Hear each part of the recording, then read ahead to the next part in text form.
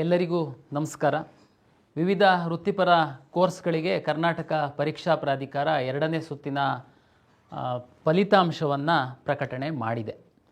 ತಮಗೆಲ್ಲ ಗೊತ್ತಿರುವಂತೆ ಕರ್ನಾಟಕ ಪರೀಕ್ಷಾ ಪ್ರಾಧಿಕಾರ ಎಲ್ಲ ವೃತ್ತಿಪರ ಕೋರ್ಸುಗಳಿಗೆ ಕಂಬೈನ್ಡ್ ಸೀಟ್ ಅಲಾಟ್ಮೆಂಟ್ ಮಾಡ್ತೀವಿ. ಇದು ಸಾಕಷ್ಟು ರಾಜ್ಯಗಳಲ್ಲಿ ಈ ರೀತಿ ಮಾಡಲ್ಲ. ಸಾಕಷ್ಟು ರಾಜ್ಯಗಳಲ್ಲಿ ಇಂಡಿಪೆಂಡೆಂಟ್ ಕೋರ್ಸಿಗೆ ಅವರು ಮಾಡ್ತಾರೆ. ಇದರಿಂದ ಅವರಿಗೆ ಏನು ಅನುಕೂಲ ಆಗ್ತಾ ಇದೆ ಅಂತಂದರೆ, ಅವರು ಟೈಮ್ಲಿ ಎಲ್ಲ ಪ್ರಕ್ರಿಯೆನ ಆಯಾಯ ಕೋರ್ಸಿಗೆ ಮಾಡ್ತಾರೆ. ಅದರಿಂದ ವಿದ್ಯಾರ್ಥಿಗಳಿಗೆ, ಪೋಷಕರಿಗೆ ತೊಂದರೆ ಸಹ ಇದೆ. ಬಟ್ ಕರ್ನಾಟಕ ರಾಜ್ಯದಲ್ಲಿ ಎಲ್ಲ ಕೋರ್ಸುಗಳಿಗೆ ಕಂಬೈನ್ಡ್ ಸೀಟ್ ಅಲಾಟ್ಮೆಂಟ್ ಮಾಡ್ತೀವಿ. ನಮ್ಮ ಸಮಸ್ಯೆ ಏನು ಅನ್ನುವಂಥದ್ದನ್ನು ಮೊದಲು ನಾನು ವಿವರಿಸ್ತೀನಿ. AICT ಅವರು ಇಂಜಿನಿಯರಿಂಗ್ ಕಾಲೇಜುಗಳಿಗೆ ಯಾವ ಸಂದರ್ಭದಲ್ಲಿ ಅಡ್ಮಿಷನ್ಸ್ ಆಗಬೇಕು, ಲಾಸ್ಟ್ ಡೇಟ್ ಯಾವಾಗ ಅಂತ AICTE ಅವರು ಹೇಳ್ತಾರೆ. ಮೆಡಿಕಲ್ಲು ಮತ್ತು ಡೆಂಟಲ್ಲಿಗೆ ಸಂಬಂಧಪಟ್ಟಂತೆ ತಮ್ಗೆ ಗೊತ್ತಿದೆ MCC ಅವರು ಟೈಮ್ ಟೇಬಲನ್ನು ಕೊಡ್ತಾರೆ. ಇದು ಎರಡನ್ನೂ ಅಲೈನ್ ಮಾಡಲಿಕ್ಕೆ ನಮಗೆ ಸಾಕಷ್ಟು ಸಮಸ್ಯೆ ಆಗ್ತಾಯಿದೆ. ಈ ಹಿನ್ನೆಲೆಯಲ್ಲಿ ನಾವು ಇಂಜಿನಿಯರಿಂಗಿಗೆ ಸಂಬಂಧಪಟ್ಟಂತೆ ಎಲ್ಲ ರೆಡಿ ಮಾಡ್ಕೊಂಡಿದ್ರೂ ಸಹ MCC ಅವರು ಮೆಡಿಕಲ್ಲು ಡೆಂಟಲ್ಲಿಂದು ಟೈಮ್ ಟೇಬಲ್ ಕೊಡಲಿಲ್ಲ ಅನ್ನೋ ಕಾರಣಕ್ಕೆ ನಮ್ಮದು ಫಸ್ಟು ಸುತ್ತಿನ ಒಂದು ಫಲಿತಾಂಶ, ಅಡ್ಮಿಷನ್ಸ್ ಎಲ್ಲ ಡಿಲೇ ಆಯಿತು. ಅಂತಿಮವಾಗಿ ಅದು ಮುಗೀತು. ಕೊನೆಗೆ ಎರಡನೇ ಸುತ್ತಿನ ಫಲಿತಾಂಶಕ್ಕೆ ಸಾಕಷ್ಟು ಸಿದ್ಧತೆಯನ್ನು ನಾವು ಮಾಡಿಕೊಂಡ್ವಿ ಮತ್ತು ಅದಕ್ಕೆ ತಕ್ಕಂತೆ ನಾವು ನಿಮಗೆ ಬಿಟ್ವಿ. ನಾವು ಏನು ಹೇಳಿದ್ವಿ, MCC ಅವರು ಎರಡನೇ ಸುತ್ತಿನ ಮೆಡಿಕಲ್ಲು ಮತ್ತು ಡೆಂಟಲಿಗೆ ಸಂಬಂಧಪಟ್ಟಂತಹ ಫಲಿತಾಂಶ ಬಿಟ್ಟ ನಂತರ ನಾವು ಮಾಕ್ ರಿಸಲ್ಟನ್ನೇ ಬಿಡ್ತೀವಿ. ಅವರು ಫಲಿತಾಂಶವನ್ನು ಬಿಟ್ಟ ನಂತರ ಕ್ವಿಟ್ ಆಗಲಿಕ್ಕೆ ನಾವು ಅವಕಾಶವನ್ನು ಕೊಡ್ತೀವಿ.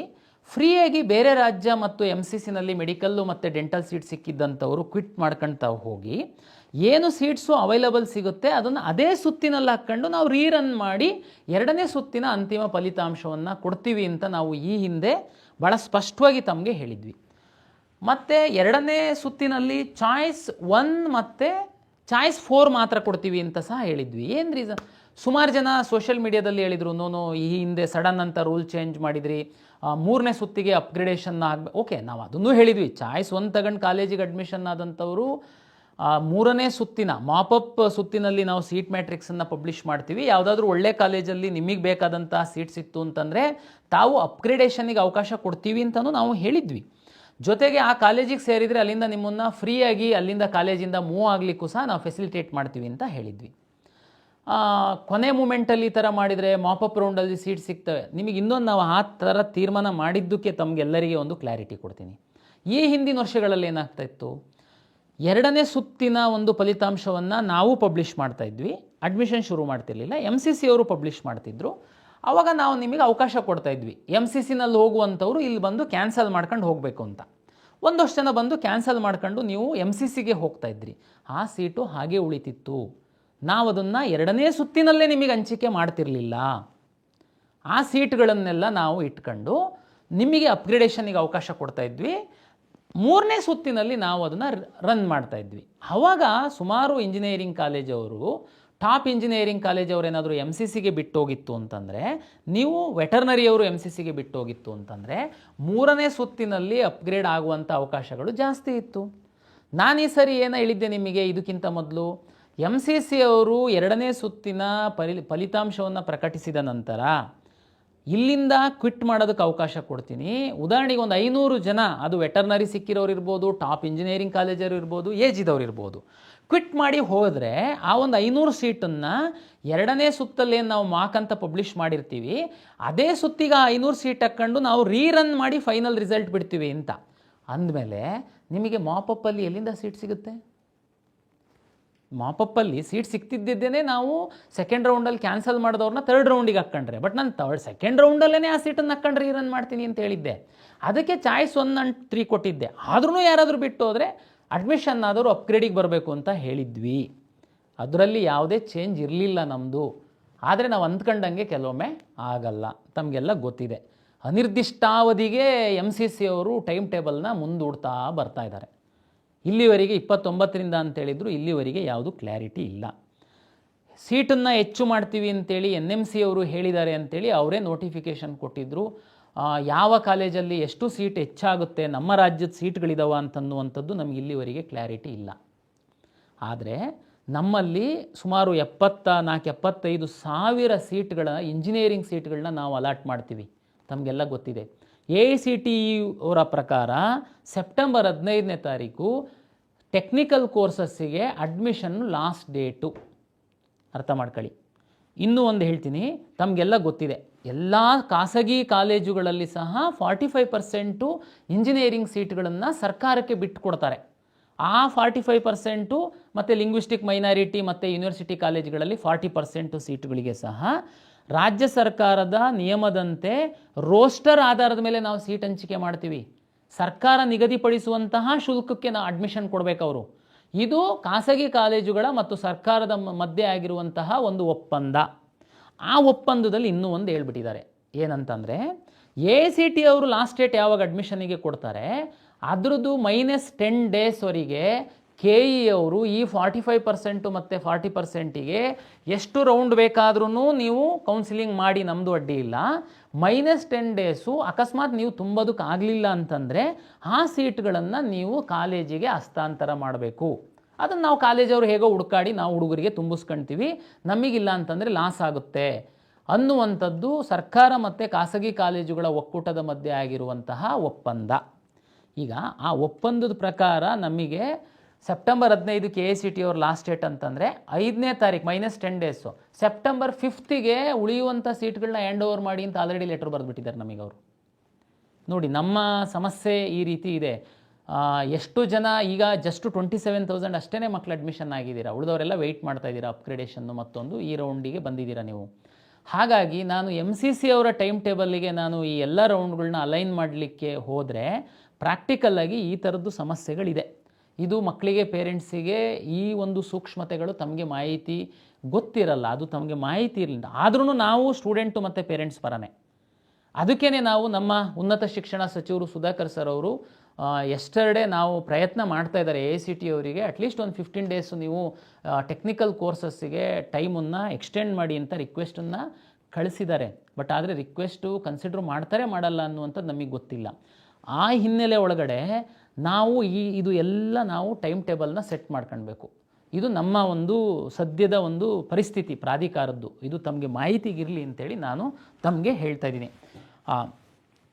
ಈಗ ಈ 2ನೇ ಸುತ್ತಿನ ಫಲಿತಾಂಶ ಪ್ರಕಟಣೆಯಾಗಿದೆ. ಭಾಳಷ್ಟು ವಿದ್ಯಾರ್ಥಿಗಳು ಭಾಳಷ್ಟು ಗೊಂದಲದಲ್ಲಿ ಇದ್ದೀರಾ. ಯಾಕೆ ಅಂತಂದರೆ ಮೆಡಿಕಲ್ ಸೀಟ್ ಜಾಸ್ತಿ ಆಗುತ್ತೆ, ಎಷ್ಟು ಜಾಸ್ತಿ ಆಗುತ್ತೆ ಏನು ಅಂತ ಗೊತ್ತಿಲ್ಲ. ಅದಕ್ಕೆ ನಾನು ನಿಮಗೆ ಕ್ಲಾರಿಟಿ ಕೊಡೋದಕ್ಕೆ ನಾನು ಇಚ್ಛೆ ಪಡ್ತೀನಿ. ಒಂದು, ತಮಗೆಲ್ಲ ಗೊತ್ತಿರುವಂತೆ ಮೆಡಿಕಲ್ಲು ಡೆಂಟಲ್ಲಿಗೆ ಸಂಬಂಧಪಟ್ಟಂತೆ ಈ ಹಿಂದೆ ನಾನು ಹೇಳ್ದಂತೆಯೇ ಮಾಕ್ ಆರ್ ಪ್ರಾವಿಷನಲ್ ರಿಸಲ್ಟನ್ನು ಪಬ್ಲಿಷ್ ಮಾಡಿದ್ದೀನಿ. ಡಿ ಕೆಟಗರೈಜೇಷನ್ ಎಲ್ಲದೂ ಮಾಡಿನೇ ಪಬ್ಲಿಷ್ ಮಾಡಿರುವಂಥದ್ದು. ನಿಮಗೀಗ ಏನು ಸೀಟ್ ಸಿಕ್ಕಿದೆ ಅದು 100% ನಿಮಗೆ ಖಾತ್ರಿನೇ, ನೋ ಡೌಟ್. ಇನ್ನೂ ನಿಮಗೆ ಸೀಟು ಕರ್ನಾಟಕದ ಮೆಡಿಕಲ್ ಕಾಲೇಜುಗಳಲ್ಲಿ ಈಗಿರುವಂಥ ಕಾಲೇಜುಗಳಲ್ಲಿ ಸೀಟು ಜಾಸ್ತಿ ಆದರೆ, MCC ರಿಸಲ್ಟು ಪಬ್ಲಿಷ್ ಮಾಡಿದ ಮೇಲೆ ಕೆಲವು ಮಕ್ಕಳು ಬಿಟ್ಟೋದರೆ ಆ ಸೀಟ್ಗಳನ್ನೂ ಸಹ ನಾನು ಹಾಕಿಕೊಂಡು ಮಾರ್ಕ್ ಮತ್ತು ಪ್ರಾವಿಷನಲ್ ರಿಸಲ್ಟಿಗೇನು ಪಟ್ಟಿ ಪಬ್ಲಿಷ್ ಮಾಡಿದ್ದೀನಿ ಅದನ್ನು ನಾನು ರೀರನ್ ಮಾಡ್ತೀನಿ. ಅಂದರೆ ನೀವು ಮೆಡಿಕಲ್ ಸೀಟಿಗೆ ಪಡೆದಿರುವಂಥವ್ರು ಇನ್ನೂ ಮೇಲಿನ ಸ್ಥಾನಕ್ಕೇ ಹೋಗ್ತೀರಾ, ಕೆಳಗೆ ಬರಲ್ಲ ಅಂತನ್ನುವಂಥದ್ದು ಅದು ಸತ್ಯ. ಯಾಕೆಂತಂದರೆ ನಾವು ಈಗ ಹೊಸದಾಗಿ ಏನು ಯಾರಿಗೂ ಒಳಗಡೆ ಬಿಡಲ್ಲ ಅನ್ನೋ ಕಾರಣಕ್ಕೋಸ್ಕರ ನಿಮ್ಮ ಸ್ಥಾನ ಅಂತೂ ಭದ್ರ ಆಗಿದೆ ಒಂದು ಸೀಟು ಅಂತನ್ನುವಂಥದ್ದು. ಈಗ ಆಯುಷು ಮತ್ತು ಉಳಿದಂಥ ಇಂಜಿನಿಯರಿಂಗ್ ಇತರೆ ಕೋರ್ಸ್ಗಳಿಗೆ ನಾವು ಏನು ಶುರು ಮಾಡ್ತಾಯಿದ್ದೀವಿ, ಈಗ ಅಡ್ಮಿಷನ್ ಪ್ರಕ್ರಿಯೆನ ಶುರು ಮಾಡಬೇಕು. ನನ್ನ ಈ ಹಿಂದಿನ KE ನಿರ್ದೇಶನದ ಪ್ರಕಾರ ಚಾಯ್ಸ್ 1 and 4 ಮಾತ್ರ ಇತ್ತು. ಅದು ಯಾಕೆ ಕೊಟ್ಟಿದ್ವಿ, ಯಾಕೆ ಅನಿವಾರ್ಯತೆ ಇತ್ತು ಅನ್ನುವಂಥದ್ದು ನಾನು ಈಗಾಗಲೇ ತಮಗೆ ಎಕ್ಸ್ಪ್ಲೈನ್ ಮಾಡಿದ್ದೀನಿ. ಅದೇ ಸ್ಟ್ಯಾಂಡನ್ನು ನಾವು ಮುಂದುವರಿಸುವಂಥದ್ದಕ್ಕೆ ಸಾಧ್ಯ ಇದೆಯಾ? ಇವತ್ತಿನ ಪರಿಸ್ಥಿತಿಯಲ್ಲಿ ನನಗೆ ಸ್ವಲ್ಪ ಕಷ್ಟ ಇದೆ. ಕಾರಣ ಏನು ಅಂತಂದರೆ, ಆಯುರ್ವೇದ ಕಾಲೇಜುಗಳದ್ದು ಸೀಟ್ ಮ್ಯಾಟ್ರಿಕ್ಸನ್ನು ಅವರು ಎಷ್ಟು ಪ್ರಯತ್ನ ಮಾಡಿದ್ರು ಅವರು ಕೊಟ್ಟರು, 2nd ರೌಂಡಿಗೆ ಫಸ್ಟ್ ಕೊಟ್ಟಿದ್ದಾರೆ. ಒಂದಷ್ಟು ನರ್ಸಿಂಗ್ ಕಾಲೇಜುಗಳು ಸಹ 2nd ರೌಂಡಿಗೆ ಅವರು ನಮಗೆ ಕೊಟ್ಬಿಟ್ಟಿದ್ದಾರೆ. ಈ ಕಾರಣಕ್ಕೋಸ್ಕರ ನಾವು ಚಾಯ್ಸ್ 1 and 4 ಕೊಡುವಂಥದ್ದು, ಕೇವಲ ಚಾಯ್ಸ್ 1 and 4 ಕೊಡುವಂಥದ್ದು ವಿದ್ಯಾರ್ಥಿಗಳ ಹಿತದೃಷ್ಟಿಯಿಂದ ಸೂಕ್ತ ಅಲ್ಲ ಅಂತ ನಾವು ತೀರ್ಮಾನಕ್ಕೆ ಬಂದಿದ್ದೀವಿ. AICTE ಅವರು ಕಟ್ ಆಫ್ ಡೇಟ್ ಇರೋದ್ರಿಂದ ನಮಗೆ ಸ್ವಲ್ಪ ಭಯ ಸಹ ಇದೆ. ಬಟ್ ಸ್ಟಿಲ್ ನಾವು ವಿದ್ಯಾರ್ಥಿಗಳ ದೃಷ್ಟಿಯಿಂದ ಚಾಯ್ಸ್ 1 and 4 ಮಾತ್ರ ಕೊಟ್ಟರೆ ನಿಮಗೆ ಸ್ವಲ್ಪ ತೊಂದರೆ ಆಗುತ್ತೆ ಅನ್ನುವಂತಹ ಕಾರಣಕ್ಕೆ 2ನೇ ಸುತ್ತಿನ ಫಲಿತಾಂಶದ ನಂತರ ಮೆಡಿಕಲ್ಲು ಡೆಂಟಲ್ಲು ಹೊರತುಪಡಿಸಿ ಉಳಿದ ಎಲ್ಲ ಕೋರ್ಸುಗಳಿಗೆ ಈ ಹಿಂದೆ ಇದ್ದಂತೆ ಚಾಯ್ಸ್ 1, 2, 3, 4 ನಾವು ಕೊಡ್ತಾಯಿದ್ದೀವಿ. ಹಾಗಾಗಿ ನೀವು ಏನು ಚಿಂತೆ ಮಾಡುವಂತಹ ಅಗತ್ಯ ಇಲ್ಲ. ಆದರೆ ಎಲ್ಲಿ ಜಾಗರೂಕರಾಗಿರಬೇಕು ಅಂತನ್ನುವಂಥದ್ದು ಪ್ರಾಧಿಕಾರದ ವತಿಯಿಂದ ಒಂದು ವಿನಂತಿ. ನಿಮಗೆ ಚಾಯ್ಸ್ 1, 2, 3, 4 ಅಂತನ್ನುವಂಥ ತಮಗೆಲ್ಲರಿಗೂ ಗೊತ್ತಿದೆ. ಆದರೆ ಈ ರೌಂಡಿನ ಚಾಯ್ಸ್ 1, 2, 3, 4 ಅಂತನ್ನುವಂಥ ಸೂಕ್ಷ್ಮವಾಗಿ ನಾನು ತಮಗೆ ಹೇಳಲಿಕ್ಕೆ ಇಚ್ಛೆಪಡ್ತೀನಿ. ಚಾಯ್ಸ್ 1 ತುಂಬ ಖುಷಿ ಇದೆ, ಯಾಕೆ ಡಿ ಕ್ಯಾಟಗರೈಸೇಷನ್ ಎಲ್ಲ ಆಗಿದೆ, ಕೆಲವರಿಗೆಲ್ಲ ಒಳ್ಳೆ ಸೀಟು ಸಿಕ್ಕಿರ್ಬೋದು, ನಿಮ್ಮ ಅದಕ್ಕಿಂತ ಹೈಯರ್ ಆಪ್ಷನ್ಸ್ ಇಲ್ಲದೆ ಇರ್ಬೋದು, ನಿಮ್ಮ ಒಂದು ಉದ್ದೇಶನೇ ಗುರಿನೇ ಒಂದು ಯಾವುದೋ ಕಾಲೇಜಲ್ಲಿ ಒಂದು ಸೀಟ್ ಪಡಿಬೇಕು ಅಂತಿತ್ತು, ಅದು ಈಗ ಸಿಕ್ಬಿಟ್ಟಿದೆ. ದಯಮಾಡಿ ತಾವು ಚಾಯ್ಸ್ 1 ಹಾಕಿ ಕಾಲೇಜ್ ಸೀಟ್ ಕನ್ಫರ್ಮೇಷನ್ ಚಾಯ್ಸ್ 1 ಹಾಕಿ ಹಣ ಕಟ್ಟಿ ಸೀಟ್ ಕನ್ಫರ್ಮೇಷನ್ ಸ್ಲಿಪ್ಪನ್ನು ಡೌನ್ಲೋಡ್ ಮಾಡ್ಕೊಳ್ಳಿ, ಕಾಲೇಜಿಗೆ ಹೋಗಿ ಅಡ್ಮಿಷನ್ ಆಗಿ. ಈಗ ಸಿಕ್ಕಿರುವಂಥದ್ದು ನನಗೆ ಖುಷಿ ಇದೆ, ಆದರೆ ನನ್ನ ಮೇಲಿನ ಇನ್ನೊಂದಷ್ಟು ಆಪ್ಷನ್ಗಳು ನನ್ನಲ್ಲಿದೆ, ಅವ್ರು ಯಾರಾದ್ರೂ ಬಿಟ್ಕೊಡ್ತು ಅಂತಂದರೆ ನಾನು ಆ ಕೋರ್ಸಿಗೆ ಹೋಗುವಂಥದ್ದಕ್ಕೆ ನಾನು ಇಚ್ಛೆ ಪಡ್ತೀನಿ ಅಂತ ಅನ್ನುವಂಥವರು ದಯಮಾಡಿ ಚಾಯ್ಸ್ 2 ಹಾಕಿ ಆ ಕೋರ್ಸು ಫೀಸು ಅಂದರೆ ಚಾಯ್ಸ್ 2 ಈಗ ಯಾವ ಸೀಟ್ ಸಿಕ್ಕಿದೆ ಅದರದ್ದು ಕೋರ್ಸ್ ಫೀಸ್ ಏನಿದೆ ಆ ಕೋರ್ಸ್ ಫೀಸನ್ನು ತಾವು ಕಟ್ಟಬೇಕಾಗುತ್ತೆ. ಚಾಯ್ಸ್ 2 ಹಾಕ್ತೀರಾ, ಕೋರ್ಸ್ ಫೀಸನ್ನು ಕಟ್ತೀರಾ. ಆದರೆ ನೀವು ಕಾಲೇಜಿಗೆ ಹೋಗಿ ಅಡ್ಮಿಷನ್ ಆಗುವಂಥದ್ದಿರಲ್ಲ, ತಾವು ವೆಯ್ಟ್ ಮಾಡ್ತೀರಾ.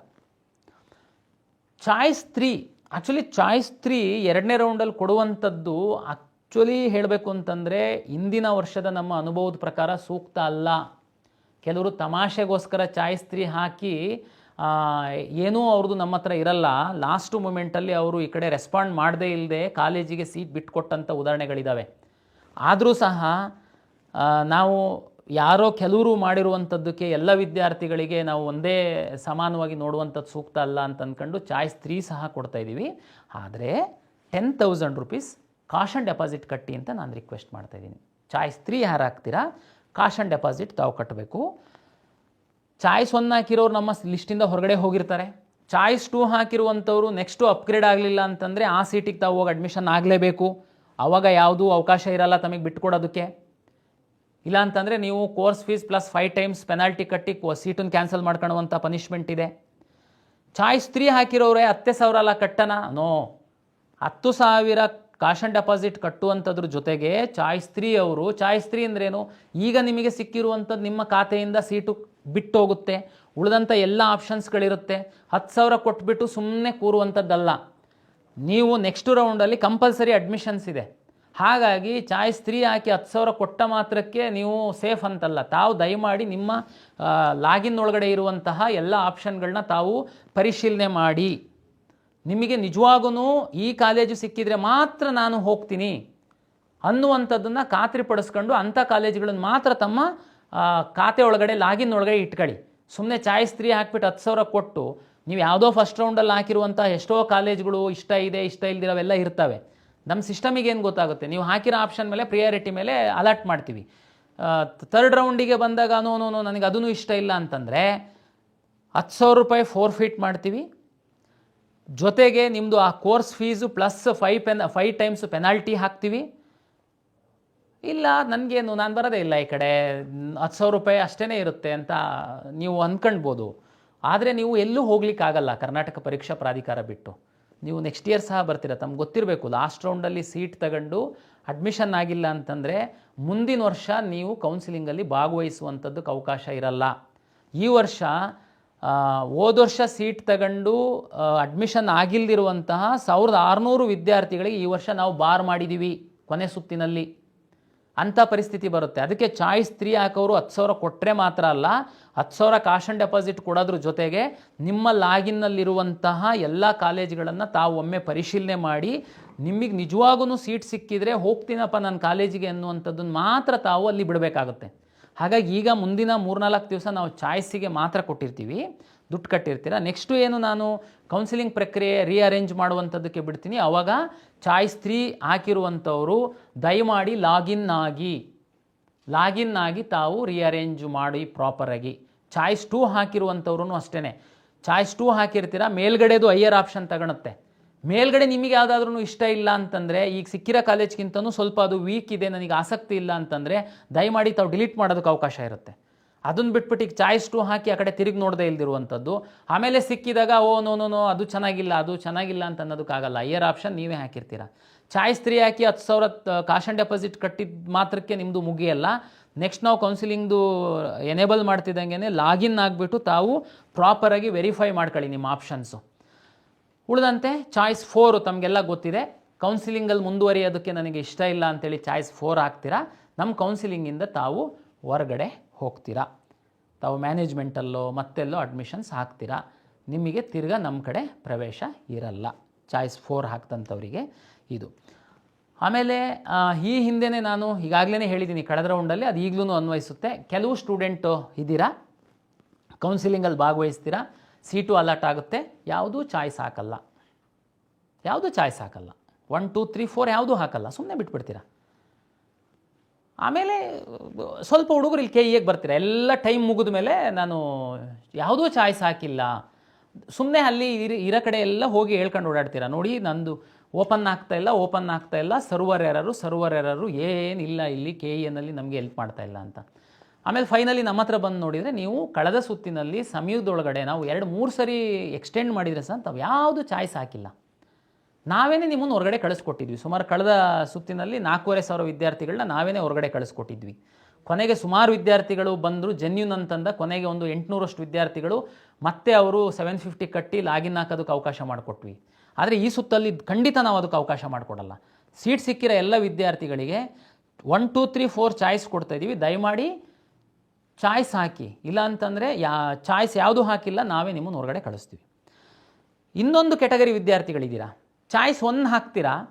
ನಾವೇನು ಹೇಳಿದ್ದೀವಿ, ಚಾಯ್ಸ್ 1 ಹಾಕಿದರೆ ದುಡ್ಡು ಕಟ್ಟಿ ಸೀಟ್ ಕನ್ಫರ್ಮೇಷನ್ ಸ್ಲಿಪ್ಪನ್ನು ಡೌನ್ಲೋಡ್ ಮಾಡ್ಕೊಂಡು ನಿಗದಿತ ಸಮಯದಲ್ಲಿ ಕಾಲೇಜಿಗೆ ಹೋಗಿ ನಿಮ್ಮ ಒಂದು ಮುಖವನ್ನು ಸಿಸ್ಟಮಲ್ಲಿ ತೋರಿಸಿ ಲಾಗಿನ್ ಓಪನ್ ಆಗುತ್ತೆ, ನಿಮಗೆ OTP ಬರುತ್ತೆ, ಅದನ್ನು ತೋರಿಸಿ ಅಲ್ಲೇ ಅಡ್ಮಿಷನ್ ಪ್ರಕ್ರಿಯೆ ಮಾಡಿ ನಿಮಗೊಂದು ಅಡ್ಮಿಷನ್ ಆರ್ಡ್ರ್ ಕೊಡ್ತಾರೆ. ಅಲ್ಲಿಗೆ ನಿಮ್ಮದು ಅಡ್ಮಿಷನ್ ಪ್ರಕ್ರಿಯೆ ಮುಗಿದಿದೆ ಅಂತ.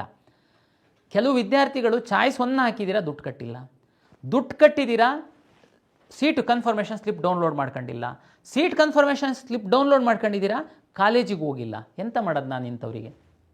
ಇಷ್ಟು ಎಲ್ಲ ನಾವು ಎಜುಕೇಟ್ ಮಾಡಿದ್ದೀವಿ. ಸಾಕಷ್ಟು ಯೂಟ್ಯೂಬ್ ಚಾನಲ್ ಅವರು ಎಜುಕೇಟ್ ಮಾಡ್ತಾ ಇದ್ದಾರೆ. ಏನು ನೀವು ಚಾಯ್ಸ್ 1 ಹಾಕೋ ತನಕ ನಿಮಗೆ ಬುದ್ಧಿ ಇದೆ ಅಂತಂದರೆ ಅದ್ರ ಮುಂದಿಂದು ಹೋಗಬೇಕು ಅನ್ನುವಂಥ ಸಹ ನಿಮಗೆ ಜ್ಞಾನ ಇದೆ. ಆದರೆ ಯಾಕೆ ನೀವು ಈ ರೀತಿ ಮಾಡ್ತಾ ಇದ್ದೀರಾ ನನಗೆ ಅರ್ಥ ಆಗ್ತಾಯಿಲ್ಲ. ಅದಕ್ಕೆ ಈ ಸರಿ ಮತ್ತೆ ಎಚ್ಚರಿಸ್ತಾ ಇದ್ದೀನಿ.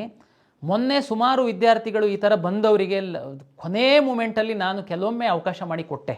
ಈ ಸಾರಿ ಮಾತ್ರ ಚಾಯ್ಸು 1 ಹಾಕಿ ನೀವು ಸೀಟ್ ಕನ್ಫರ್ಮೇಷನ್ ಸ್ಲಿಪ್ಪನ್ನು ತಗೊಂಡು ಕಾಲೇಜಿಗೆ ಹೋಗಿ ಅಡ್ಮಿಷನ್ ಆಗಿಲ್ಲ ಅಂತಂದರೆ ನಿಮ್ಮನ್ನು ನಮ್ಮ ಕೌನ್ಸಿಲಿಂಗಿಂದ ಹೊರಗಡೆ ಹಾಕ್ತೀನಿ. ಇಲ್ಲಾಂದ್ರೆ ನೀವು ಚಾಯ್ಸ್ 1 ಹಾಕಕ್ಕೆ ಹಾಕೋದ್ರಿ. 2 3 4 ಆಪ್ಷನ್ಸ್ ಇತ್ತಲ್ಲ, ಹಾಕ್ಬೋದಾಗಿತ್ತು.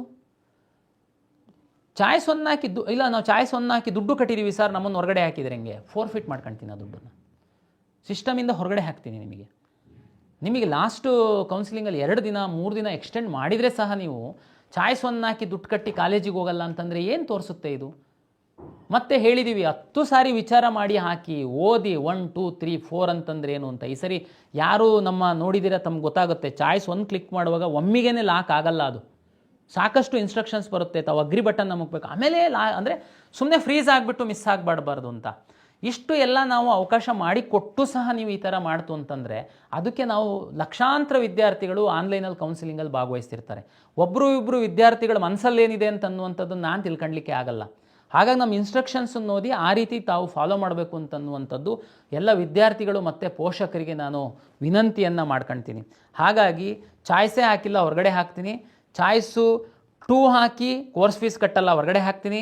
ಚಾಯ್ಸ್ 3 ಹಾಕಿ 10,000 ಕಾಶ್ ಆನ್ ಡೆಪಾಸಿಟ್ ಕಟ್ಟಲ್ಲ, ಹೊರಗಡೆ ಹಾಕ್ತೀನಿ. ಚಾಯ್ಸ್ 1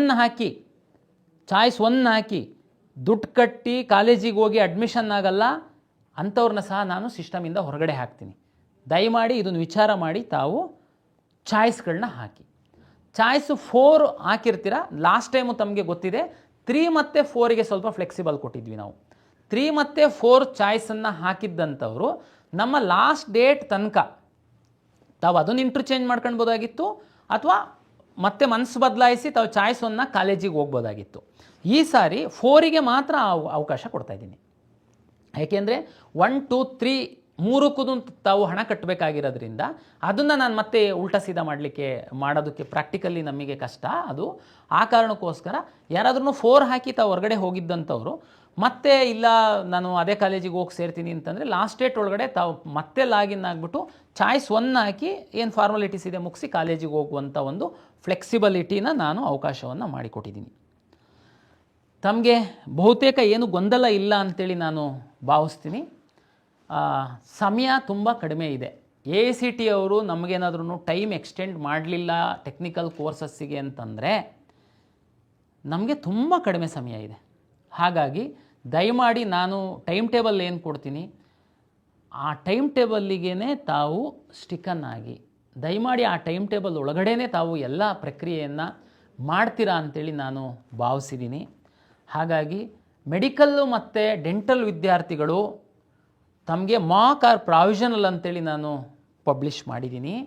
ತಾವು ಅದನ್ನು ನೋಡಿ ಖುಷಿಪಡಿ ಸೀಟ್ ಸಿಕ್ಕಿದ್ದಂಥವರು ಸಮಾಧಾನವಾಗಿ MCC ಅವರ ಒಂದು ಸುತ್ತು ಶುರುವಾಗ ತನಕ ಅವರ ರಿಸಲ್ಟ್ ಬರೋ ತನಕ ಸಮಾಧಾನವಾಗಿರಿ. ನಿಮಗೆ ಯಾವ ಒಂದು ಪ್ರಕ್ರಿಯೆಗಳಿಲ್ಲ, ಹಣ ಕಟ್ಟುವಂಥದ್ದು, ಕ್ಯಾನ್ಸಲ್ ಮಾಡಿಕೊಳ್ಳುವಂಥದ್ದು, ಅದು ಯಾವುದಕ್ಕೂ ಈಗ ಅವಕಾಶ ಇಲ್ಲ. MCC ಅವರು ಏನು ಇದು ನಮ್ಮದು ಮಾಕ್ ಆ್ಯಂಡ್ ಪ್ರಾವಿಷನಲ್. ಆ್ಯಕ್ಚುಲಿ ನಾವು MCC ಅವರು ಟೈಮ್ ಟೇಬಲ್ ಬಂದಮೇಲೇ ಮಾಡಬೇಕು, ಬಟ್ ನಾವು ಕಂಬೈನ್ ಮಾಡಲಿಕ್ಕೂ ಕರ್ನಾಟಕದಲ್ಲಿ ನಾವು ಮಾಡಿ ಅದಕ್ಕೇ ಮಾಕ್ ಆರ್ ಪ್ರಾವಿಷನಲ್ ಅಂತ ಹೇಳಿದ್ದೀವಿ ಮೆಡಿಕಲ್ ಮತ್ತು ಡೆಂಟಲ್ ಅವರಿಗೆ. ಹಾಗಾಗಿ ತಮ್ಮದು ಯಾವುದೂ ಕೆಲಸಗಳಿರಲ್ಲ. ತಾವು ಇನ್ನೊಂದು 1 ವಾರಗಳ ಕಾಲ ತಾವು ಸಮಾಧಾನವಾಗಿರಿ, ತಮಗೆ ಯಾವುದು ಕೆಲಸ ಇಲ್ಲ ಅಂತೇಳಿ ಹೇಳ್ತಾ MCC ಅವರು ಶೆಡ್ಯೂಲ್ ಕೊಟ್ಟ ಮೇಲೆ ಕರ್ನಾಟಕ ಕಾಲೇಜುಗಳಲ್ಲಿ ಮೆಡಿಕಲ್ ಸೀಟು ಜಾಸ್ತಿ ಆದಮೇಲೆ ಯಾವುದಾದ್ರೂ ಹೊಸ ಕಾಲೇಜಿಗೆ ಏನಾದ್ರೂ ಸೀಟ್ಗಳು ಬಂದರೆ ಸಣ್ಣ ಪುಟ್ಟ ಬದಲಾವಣೆಗಳನ್ನ ನಾವು ಮಾಡಬೇಕಾಗುತ್ತೆ. ಅದನ್ನು ಖಂಡಿತ ನಾನು ತಮಗೆ ತಿಳಿಸ್ಕೊಡ್ತೀನಿ. ವಿವರವಾದ ಒಂದು ಮಾರ್ಗಸೂಚಿಗಳನ್ನು ನಾನು ಪ್ರಕಟಿಸ್ತೀನಿ. ಹಾಗಾಗಿ ಕರ್ನಾಟಕ ಪರೀಕ್ಷಾ ಪ್ರಾಧಿಕಾರದ ವೆಬ್ಸೈಟನ್ನು ತಾವು ನೋಡ್ತಾ ಇರಿ ಅಂತೇಳಿ ವಿನಂತಿಯನ್ನು ಮಾಡಿಕೊಳ್ತಾ, ಪ್ರಾಧಿಕಾರ ನಿಗದಿಪಡಿಸಿರುವಂತಹ 2ನೇ ಸುತ್ತಿನ ಒಂದು ಅಡ್ಮಿಷನ್ ಪ್ರಕ್ರಿಯೆಯಲ್ಲಿ ತಾವು ಸಮಯಕ್ಕೆ ಸರಿಯಾಗಿ ಭಾಗಿಯಾಗಿ ಅಂತೇಳಿ ಹೇಳ್ತಾ ಎಲ್ಲ ವಿದ್ಯಾರ್ಥಿಗಳಿಗೆ ಹಾಗೂ ಪೋಷಕರಿಗೆ ಪ್ರಾಧಿಕಾರದ ವತಿಯಿಂದ ಮತ್ತೊಮ್ಮೆ ನಮಸ್ಕಾರಗಳು.